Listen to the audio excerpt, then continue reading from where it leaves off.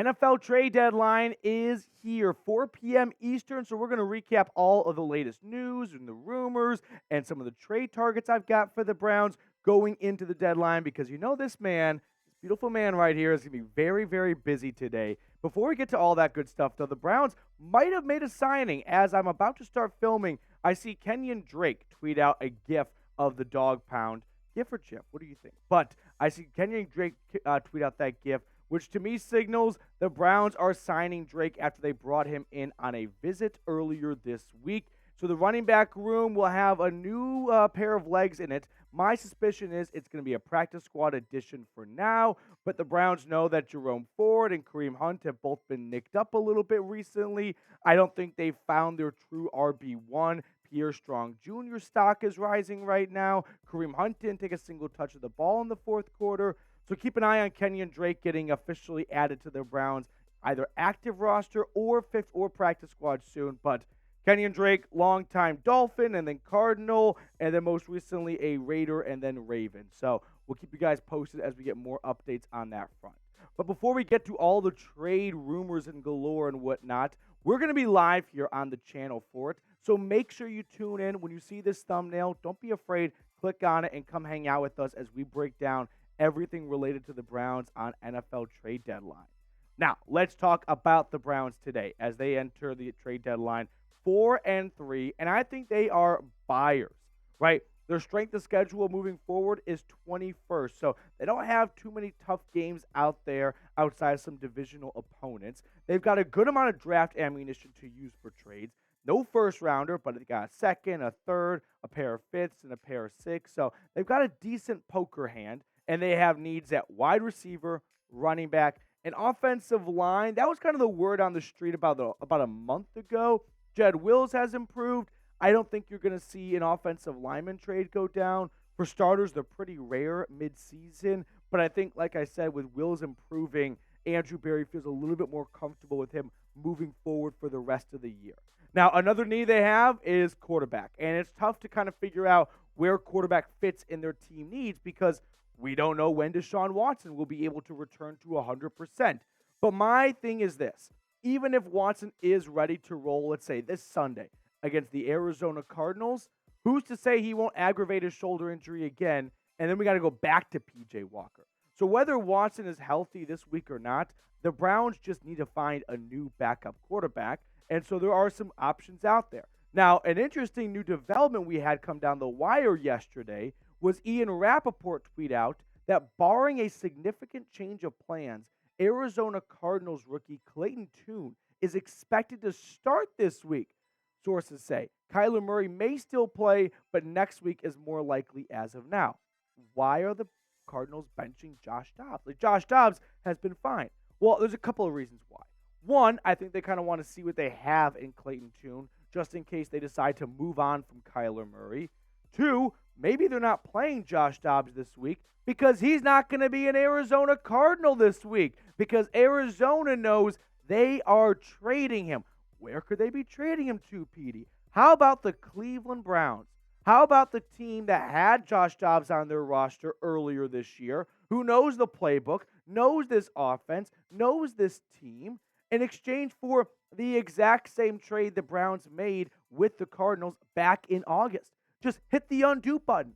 The Cardinals get better quarterback play than they would have had from Colt McCoy for the first half of the year. The Browns get a more experienced quarterback back who can fill in for Deshaun Watson if needed. It's a win-win. Arizona comes away losing no draft capital, but getting better quarterback play for that first half of the year. The Browns come back with a more experienced quarterback and also losing no draft capital. It is a complete wash. We just sent him on loan like the grass fairies do over across the pond. This should happen. I talked about this earlier in the week, and now I want to see it come to fruition. Now, moving on at some other wide receiver trade targets now. Davante Adams, ladies and gentlemen, he might be available. I don't know if you saw Monday Night Football last night. Jimmy G overthrew him horribly. Adams went to the sideline, threw his helmet down, talked about after the game that he doesn't know what to say because he doesn't want to get misconstrued by the media, but he might request a trade. He might be fed up in Las Vegas. Marquise Brown, Parris Campbell, D-Hop we'll talk about in a moment. Jeudy, definitely interesting name to keep an eye on. We know the Browns have done their homework on Jeudy before. Terrace Marshall was given permission to seek a trade. Darnell Mooney brings some much-needed speed potentially. Hunter Renfrow could be available, definitely available. JuJu Smith-Schuster if the Patriots are hitting the reset button. And then Courtland Sutton has been outstanding this year for Denver. He could also be available for a trade. But DeAndre Hopkins, definitely the name that jumps out the most of those 10 guys because he has the obvious familiarity and connection with Deshaun Watson. And DeAndre Hopkins kind of brings something that Watson always looks for in a receiver. A guy who can just say, F it. I'm going to throw it up there, and my guy's going to go get it. And so if Hopkins can come to Cleveland, something that was rumored and talked about over the summer, that could bring a little bit of a bolt of energy to the passing game and help Deshaun Watson out. Now, before we look at the rest of the trade targets and whatnot, today's show is being supported by Prize Picks. Prize Picks is a daily fantasy sports app where all you have to do is pick more or less for 2 to 6 player stat projections, and you can win up to 25 times your money on any entry.